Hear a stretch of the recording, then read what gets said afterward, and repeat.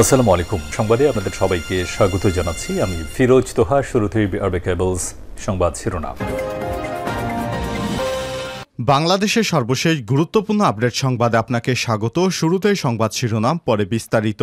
শুরুতেই জানিয়ে দিব, হাজির বেশে পালানোর সময় বিমানবন্দরে দুই যুবলীগ নেতা গ্রেপ্তার। সৌদি আরবে পালাতে গিয়ে সিলেট ওসমানী আন্তর্জাতিক বিমানবন্দরে যুবলীগের দুই নেতা গ্রেপ্তার হয়েছেন। আটককৃতরা হলেন সাবেক মন্ত্রী মোহাম্মদ শাহাবুদ্দিনের ভাগিনা এবং বড়লেখা সদর ইউপি চেয়ারম্যান যুবলীগ নেতা সালেহ আহমেদ জুয়েল এবং বড়লেখা সদর ইউনিয়ন যুবলীগের সভাপতি জালাল আহমেদ। এরপর জানিয়ে দিব, আওয়ামী লীগ নেতা পান্না কিভাবে খুন হয়েছিল জানালো ভারতের পুলিশ। ভারতে পালাতে গিয়ে আওয়ামী লীগের নেতা পান্না বিএসএফের গুলিতে হত্যা হয়েছে বলে এমন একটি খবর প্রকাশিত হয়েছে। কিন্তু কিভাবে পান্নার মৃত্যু হয়েছে সে বিষয়টি স্পষ্ট করেছে আজ ভারতীয় পুলিশ। এবারে জানাবো, আওয়ামী লীগপন্থী শীর্ষ আমলারা এবার দুদকের নজরে। তালিকায় ডজনের বেশি সাবেক আমলা। আওয়ামী লীগের মন্ত্রী এমপিদের পাশাপাশি শেখ হাসিনা সরকারের আমলে প্রশাসনের শীর্ষ পদে থাকা কর্মকর্তাদের সম্পদের খোঁজে মাঠে নামছে দুর্নীতি দমন কমিশন দুদক। গত 15 বছরে যেসব আমলা গুরুত্বপূর্ণ পদ থেকে বিভিন্ন সুযোগ সুবিধা নিয়েছেন, শীঘ্রই তাদের বিষয়ে অনুসন্ধানের নীতিগত সিদ্ধান্ত নেওয়া হয়েছে।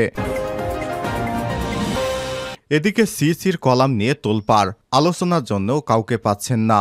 সংসদ অসাংবিধানিক প্রক্রিয়ায় ভেঙে দেওয়া হয়েছে বলে মন্তব্য করেছেন প্রধান নির্বাচন কমিশন সিইসি কাজী হাবিবুল আওয়াল। শুধু তাই নয়, আওয়ামী লীগ সরকারের পতনের পর সংবিধান স্থগিত না করে যেভাবে অন্তর্বর্তীকালীন সরকারের কার্যক্রম চলছে, তাতে জাতীয় নির্বাচন আয়োজনের বাধ্যবাধকতার কারণে নির্বাচন কমিশন সাংবিধানিক সংকটে পড়বে বলে মন্তব্য করেছেন তিনি। এমন প্রেক্ষাপটে বিপ্লবের উদ্দেশ্যসমূহকে এগিয়ে নিতে অসামরিক ফরমান জারি করে সংবিধান পুরোপুরি অথবা আংশিক স্থগিত করার আহ্বানও জানিয়েছেন তিনি।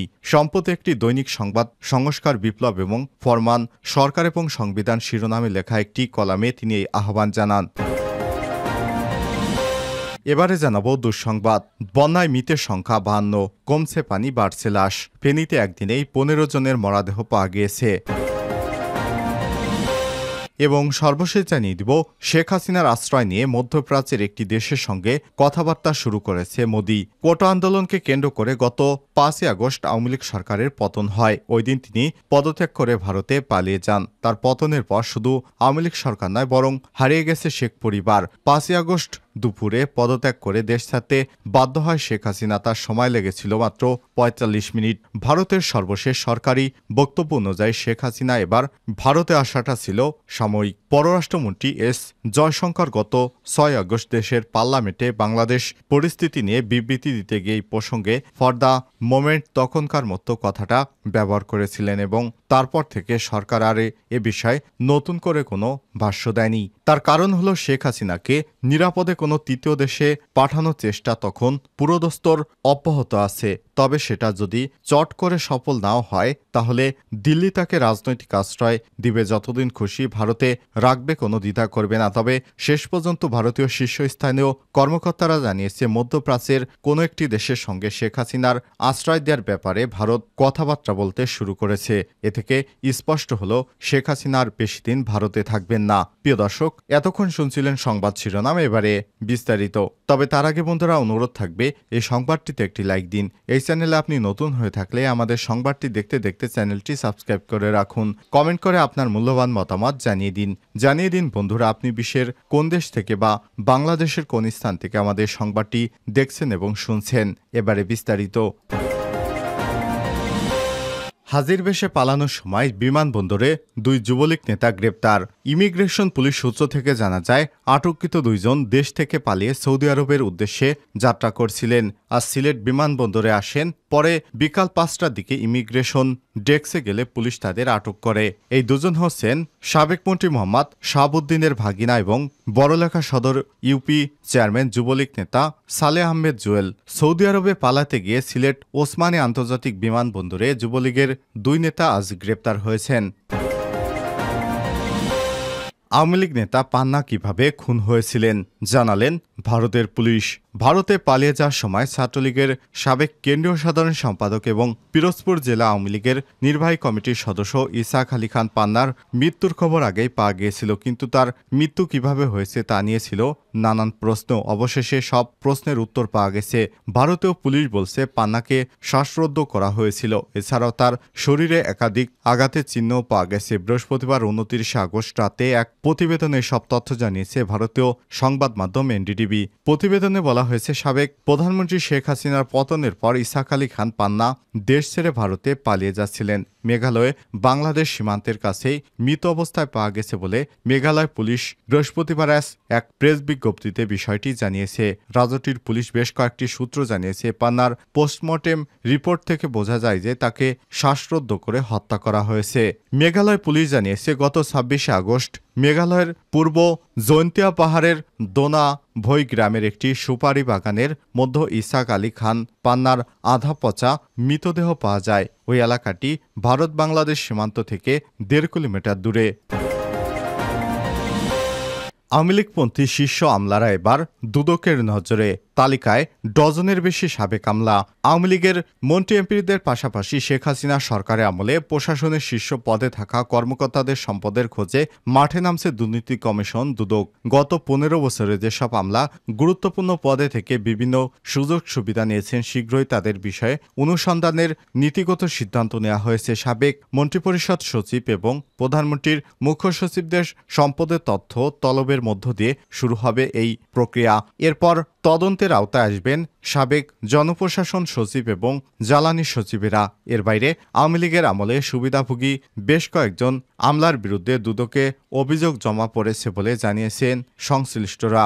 জানা গেছে, বিগত 15 বছরে সরকারের আশীর্বাদ পুষ্ট হয়ে ক্ষমতার দাপট দেখিয়েছে আমলারা। বিভিন্ন সময়ে অনেকের বিরুদ্ধে সুনির্দিষ্ট অভিযোগ পেয়েছে দুদক। তবে বিভিন্ন মহলের চাপের কারণে এতদিন সেসব অভিযোগ নিয়ে কাজ করতে পারেনি সংস্থাটি। রাজনৈতিক পট পরিবর্তনের পর এবার সেসব অভিযোগ অনুসন্ধান করার সিদ্ধান্ত নেওয়া হয়েছে। এরই মধ্যে দীর্ঘদিন লাল ফিতায় বন্দী থাকা অনেক গুরুত্বপূর্ণ ফাইল নিয়ে নতুন করে তদন্ত শুরু করেছে দুদক। সূত্র জানায়, গত সরকারের কয়েক ডজন প্রভাবশালী আমলার বিরুদ্ধে নজিরবিহীন অনিয়ম এবং দুর্নীতির অভিযোগ রয়েছে। দুদকের কাছে এর মধ্যে কয়েকজনের অবৈধভাবে বিপুল সম্পদ অর্জনের তথ্য রয়েছে। চাকরি জীবনে ক্ষমতার অপব্যবহার, ঘুষ, উন্নয়ন প্রকল্প থেকে কমিশন নেওয়া সহ বিভিন্ন অনিয়মে জোরে মালিক হয়েছেন শত শত কোটি টাকার। এসব অবৈধ অর্থে তারা দেশে বিদেশে বিপুল সম্পদ গড়েছেন। বিভিন্ন ব্যাংকে নামে বেনামে কোটি কোটি টাকার সম্পদ এফডিআর করেছেন। কারো কারো রয়েছে বিভিন্ন কোম্পানির বিপুল পরিমাণ শেয়ার। দেশের বিভিন্ন জায়গায় জমি আছে অনেকের। এসব সম্পদের বেশিরভাগই স্ত্রী কিংবা আত্মীয় স্বজনদের নামে। অনেকেই চাকরি শেষে নাম লিখেছেন রাজনীতিতে। এদেরও আছে কোটি কোটি হাজার কোটি টাকার সম্পদ। সিইসির কলাম নিয়ে তোলপাড়, আলোচনার জন্য কাউকে পাচ্ছেন না। সংসদ অসাংবিধানিক প্রক্রিয়ায় ভেঙে দেওয়া হয়েছে বলে মন্তব্য করেছেন প্রধান নির্বাচন কমিশন কাজী হাবিবুল আওয়াল। শুধু তাই নয়, আওয়ামী লীগ সরকারের পতনের পর সংবিধান স্থগিত না করে যেভাবে অন্তর্বর্তীকালীন সরকারের কার্যক্রম চলছে, তাতে জাতীয় নির্বাচনের আয়োজন বাধ্যবাধকতার কারণে নির্বাচন কমিশন এবং সাংবিধানিক সংকটে পড়বে বলে মন্তব্য করেছেন তিনি। এমন প্রেক্ষাপটে বিপ্লবের উদ্দেশ্যসমূহকে এগিয়ে নিতে অসামরিক ফরমান জারি করে সংবিধান পুরোপুরি অথবা আংশিক স্থগিত করার আহ্বানও জানিয়েছেন তিনি। সম্প্রতি দৈনিক সংবাদপত্রে সংস্কার বিপ্লব ফরমান সরকার এবং সংবিধান শিরোনামে লেখা একটি কলামে তিনি আহ্বান জানান। এই কলাম লেখার কারণে ব্যাখ্যা করে তিনি বলেছেন, আলোচনার জন্য কাউকে তিনি পাচ্ছেন না। তাই নির্বাচন কমিশন যে সাংবিধানিক সংকটে পড়েছে সেটা পত্রিকায় লেখা জনগণকে অবহিত করাই সমীচীন বলে মনে করছেন। ছাত্র জনতার অভ্যুত্থানে শেখ হাসিনা সরকারের পতনের পর প্রায় 3 সপ্তাহ নিশ্চুপ থাকার পর হঠাৎ করেই সংবাদপত্রের কলম লিখে নিজের মতামত জানিয়েছে সিইসি কাজী হাবিবুল আওয়াল। এরপর থেকে তার বক্তব্য নিয়ে ব্যাপক তোলপাড় চলছে। গুরুত্বপূর্ণ সাংবিধানিক পদে থেকেও পতিত স্বৈরাচারের দোসর হিসেবে কাজ করা এবং সর্বশেষ অন্তর্বর্তী সরকারের কার্যক্রম নিয়ে আইনি প্রশ্ন তোলায় তার পদত্যাগ এবং বিচার দাবি করছেন অনেকেই। আইন বিশেষজ্ঞরা বলছেন, অন্তর্বর্তী সরকারের সাংবিধানিক স্বীকৃতি নিয়ে প্রশ্ন তোলার পর তার এই পদে বসে থাকার কোনো সুযোগ নেই। দেশব্যাপী ছাত্র জনতার গণ অভ্যুত্থানের মুখে ক্ষমতাচ্যুত হয়ে গত 5 আগস্ট দেশ ছেড়ে পালিয়ে যায় শেখ হাসিনা। না। পরদিনই সংসদ ভেঙে দেন রাষ্ট্রপতি মোহাম্মদ শাহাবুদ্দিন। এমন প্রেক্ষাপটে 8 আগস্ট নোবেল বিজয়ী অর্থনীতিবিদ অধ্যাপক ডক্টর মোহাম্মদ ইউনূসের নেতৃত্বে অন্তর্বর্তীকালীন সরকার শপথ নেয়। তার আগে দেশে ক্লান্তিলগ্নে অন্তর্বর্তী সরকারের গঠনে সাংবিধানিক কোনো বাধা নেই বলে জানান সর্বোচ্চ আদালত। শেখ হাসিনা সরকার পতনের পর দেশজুড়ে বিভিন্ন বিশ্ববিদ্যালয় ভিসি ছাড়াও সাংবিধানিক এবং স্বায়ত্তশাসিত প্রতিষ্ঠানের প্রধানদের পদত্যাগের হিড়িক পড়ে। শিক্ষার্থীদের আন্দোলনের মুখে পদত্যাগে বাধ্য হন প্রধান বিচারপতিও। পাশাপাশি তারা নির্বাচন কমিশন অন্যান্য সাংবিধানিক প্রতিষ্ঠানের প্রধানদের পদত্যাগের আহ্বান জানান, কিন্তু শিক্ষার্থীদের সেই আহ্বানে সাড়া না দিয়ে সরকারের সংকেতের অপেক্ষায় বসে আছে সিইসি সহ অন্যান্য নির্বাচন কমিশনেরা। সরকার পতনের পর ইস্যুতে তারা কোনো বক্তব্য দিচ্ছেন না। এমন প্রেক্ষাপটে গত শনিবার 24 আগস্ট একটি পত্রিকায় লেখা কলমের মাধ্যমে সিইসি নিজের বক্তব্য তুলে ধরেন। তিনি বলেন, ছাত্র জনতার সফল বিপ্লবের মধ্য দিয়ে গত 5 আগস্ট আওয়ামী স্বৈরশাসনের পতন হয়েছে। বিপ্লবটি ছিল তরুণদের শক্তিকে উদ্দীপ্ত, ব্যাপক জনসম্পৃক্ত, অনন্য সাধারণ এক অসাধ্য সাধন। অসংখ্য নিরীহ কিশোর, শিশোর, তরুণ এবং বৃদ্ধকে জীবন দিতে হয়েছে। তবে বিশেষ একটি কারণে বিপ্লবোত্তর এই সময় খানিকটা সাংবিধানিক শূন্যতা বা দৃশ্যমান। সংবিধান কতটুকু বা কিভাবে বলবৎ আছে বোধগম্য হচ্ছে না। স্পষ্টতা প্রয়োজন, অস্পষ্ট এবং অনাকাঙ্ক্ষিত। ভবিষ্যতে আইনগত জটিলতা হতে পারে।